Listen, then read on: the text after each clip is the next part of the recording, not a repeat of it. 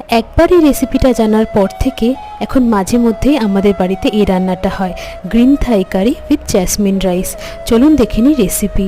Chicken slice করে কেটে নেব, lemon grass, kaffir lime leaves, green Thai curry paste, coconut milk, fish sauce এবং coconut cream নিয়ে নেব। এরপর তেলে লেমন গ্রাসটা ফোড়ন দিয়ে কিছুটা গার্লিক দিয়ে দেব। তারপর পেঁয়াজ এবং গ্রিন থাই কারি পেস্ট দিয়ে সমস্ত কিছু ভালোভাবে কষিয়ে কিছুটা ক্রিম এবং কোকোনাট মিল্ক দিয়ে দেব। সমস্ত কিছু ফুটে এলে চিকেন ছেড়ে দেব। এরপর বেগুন, কাঁচা লঙ্কা, বেবি কর্ন আর কিছুটা বিনস ওইটাতে দিয়ে দেব।